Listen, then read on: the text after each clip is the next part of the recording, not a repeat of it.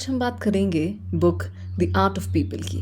इस किताब में 11 ऐसे टिप्स दिए गए हैं जिनकी मदद से आप एक अच्छा इंसान बनने की कला में महारत हासिल कर सकते हैं। आज के वीडियो में हम इनमें से 2 इम्पोर्टेंट टिप्स के बारे में बात करेंगे।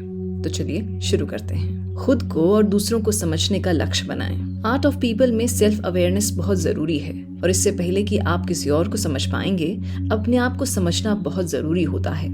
आपको जल्द एक्शन लेना चाहिए और जितनी जल्दी पॉसिबल हो आपको खुद को समझने की कोशिश करनी होगी। हर कोई अलग अलग कैटेगरीज में आता है और दूसरे को समझने से पहले आपको ये समझने की जरूरत है कि आप कहाँ फिट होते हैं। ये समझना भी बहुत इम्पोर्टेंट होता है कि आप लोगों के साथ कैसे इंटरैक्ट करते हैं और दूसरे के साथ आपके संबंध कैसे हैं। चाहे आप किसी को पसंद ना करते हो, लेकिन फिर भी आप उन्हें अपनी लाइफ में एडजस्ट करने की क्षमता को रखते हैं। किसी भी इंसान की गहरी समझ होना बहुत फायदेमंद होता है, फिर चाहे आप उसे पसंद करते हो या नहीं। आपको एक ऐसा चैलेंज लेना चाहिए जिसमें आपको 3 लोगों को इमेजिन करना चाहिए जिनकी कंपनी आप स्पेशली पसंद नहीं करते हैं। उनके पास जाएं और उन्हें कॉफी के लिए इनवाइट करें और जब आप उनसे मिलें तो उनको अच्छे से समझने के लिए उनके साथ टाइम स्पेंड करें और जानें कि उन्हें क्या पसंद है। हो सकता है आप पहले की तुलना में उन्हें और भी ज्यादा नापसंद करने लगें, लेकिन अब आप पहले से बेहतर समझ पाएंगे। इसका मतलब ये है कि आपके पास उनके साथ फायदेमंद संबंध बनाने का कम से कम एक मौका होगा।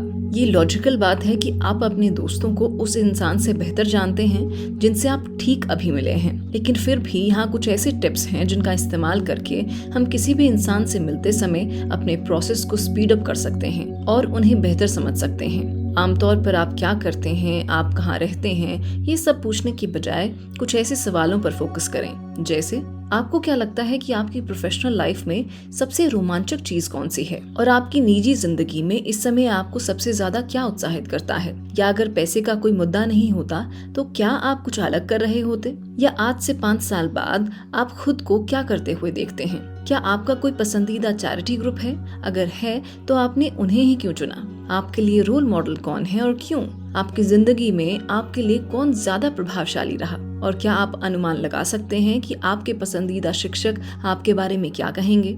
ये सवाल सिर्फ चुप्पी नहीं तोड़ते, बल्कि ये लोगों को उस बारे में बात करने के लिए मनाते हैं जो असल में मायने रखती हैं। जो चीजें उनकी पर्सनालिटीज, उनकी वैल्यूज, उनकी पसंद, उनकी उम्मीदें, उनके पैशंस के बारे में पता लगाती हैं।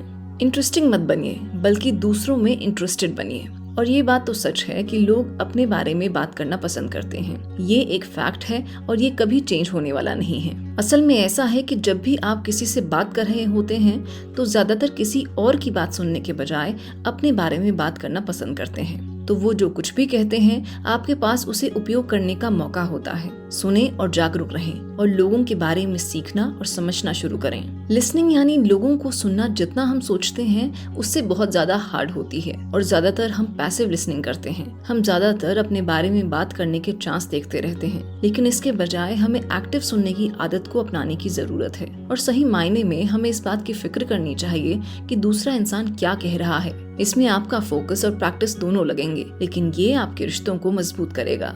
याद रखिए कि लोग आपकी परवाह से ज्यादा अपनी देखभाल करना पसंद करते हैं। लोग अपने बारे में बात करना चाहते हैं और लोगों को सुनने और उन्हें बोलने देने से आप बिजनेस में और सभी ह्यूमन रिलेशंस में लोगों का दिल जीत सकते हैं।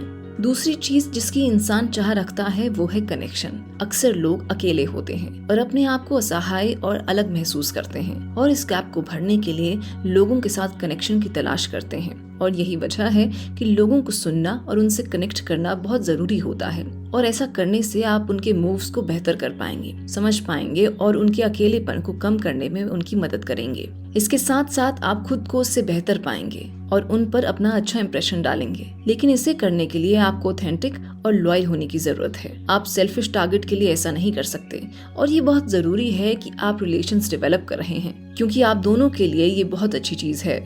सही लोगों से मिलने पर ध्यान दें। नेटवर्किंग के लिए एक असाधारण सा तरीका है जिसके बारे में कोई बात नहीं करता है।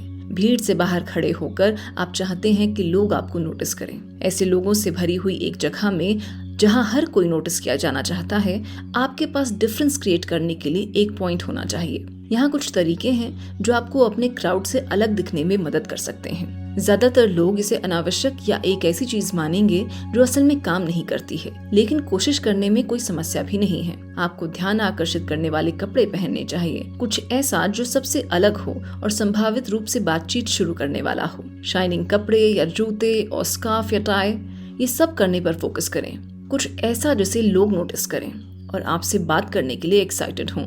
लिंक्डइन सबसे महत्वपूर्ण सोशल नेटवर्क्स में से एक है। अगर इसे सही तरीके से इस्तेमाल किया जाए तो आप लगभग किसी से भी कनेक्ट हो सकते हैं। इसे इस्तेमाल करने के लिए सबसे पहले एक प्रोफाइल बनाकर शुरू करें, जहां आप अपने स्कूल, शिक्षा, संगठन जिसका आप हिस्सा रह चुके हैं, ग्रुप जिनके आप सदस्य रह चुके हैं, उनकी डिटेल्स ऐड करें। यहाँ इम्पोर्टेंट है कि कुछ भी छोड़ा ना जाए, क्योंकि जितना ज्यादा मैटर आपकी प्रोफाइल पर उल्लेख होगा, उतनी ही ज्यादा संभावनाएं हैं कि आपको लोगों से कनेक्ट करने का मौका मिलेगा। इसके बाद तुरंत उन लोगों से कनेक्ट करें जिनके साथ आप काम करते हैं या जिनके साथ अपने स्कूल में पार्टिसिपेट किया है।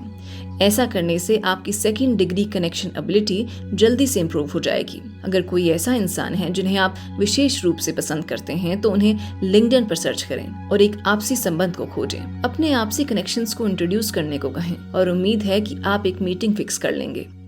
आज के वीडियो में बस इतना ही। जल्द मिलते हैं एक नई वीडियो के साथ।